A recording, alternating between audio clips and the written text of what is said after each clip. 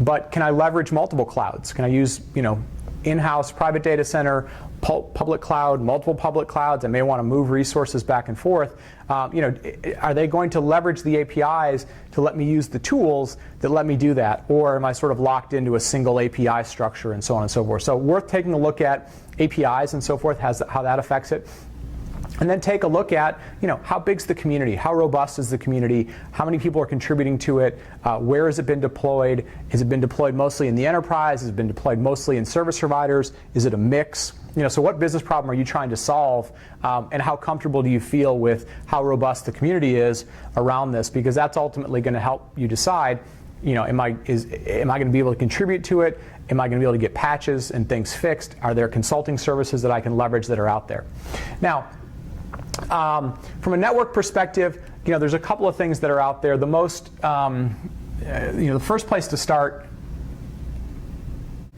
is within the server. So we want to look at Open vSwitch, and Open vSwitch is the open source version of some things that people might be familiar with, like the Cisco Nexus 1000V or the VMware distributed vSwitch or VMware vSwitch. This is basically an open version that will run with the hypervisor in the server to give you switching capabilities. That's probably the most core thing.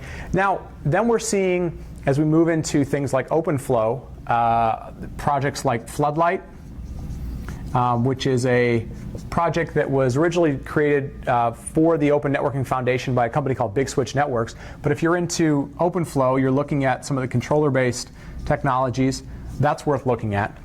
But between those things, and then there's some other stuff that's going on, again, in Quantum, within OpenStack. All those are areas from a open source networking perspective to take a look at. Okay? Now, if we look at multi-cloud management, this is really where we want to be looking at sometimes tools, but also we want to be looking at the APIs that people are doing. So do they support the AWS API set? S3, EC2, all of those. Do they support the OpenStack APIs? Are they supporting, in some cases, VMware APIs? Because we've got a mix of, on-premise and off-premise. So, as you're looking at those multi-cloud management tools, some of them are open source, some of them are SaaS services, but you really want to be looking at what's the number of APIs that they support, and those APIs should map to the types of clouds that you want to deploy. Now, as we start looking at the DevOps tools, the most common ones that we always hear talked about are going to be Puppet from Puppet Labs, Chef from the guys at OpsCode, and then things like CF Engine. And again, all of these are really kind of DevOps tools. And then we're starting to see something called Juju, which is a tool set coming from Canonical. But again, a lot of these are looking at that DevOps, that ability to think about infrastructure as code, to be able to automate all the way across all these environments and do it in a way that's much more manageable and really brings together my development teams and my operations teams. And maybe the last couple of buckets to look at, there's a whole set of buckets that would fit into what you might call big data. And this is probably a talk that should be all in and of itself. But this is where you see a whole bunch of things around Hadoop, Hive, Pig. If you go look up Hadoop, you're going to see all these different tools that have evolved out of Google's MapReduce, what Yahoo did with Hadoop, and a lot of different projects that have come out of there. And again, these are all sort of in the Apache Foundation. The final one to look at is the sort of platform as a service, or PaaS environment. This is really kind of the application space. And this is where you're seeing vendors like Cloud Foundry,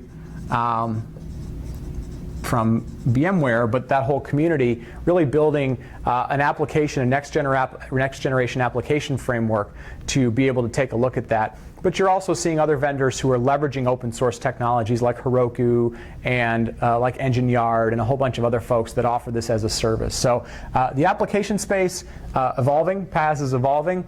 The cloud management space is becoming very, very mature. The networking space is starting to evolve. The cloud management space, again, is really being driven off these APIs, and you want to look at which cloud you're looking to take advantage of.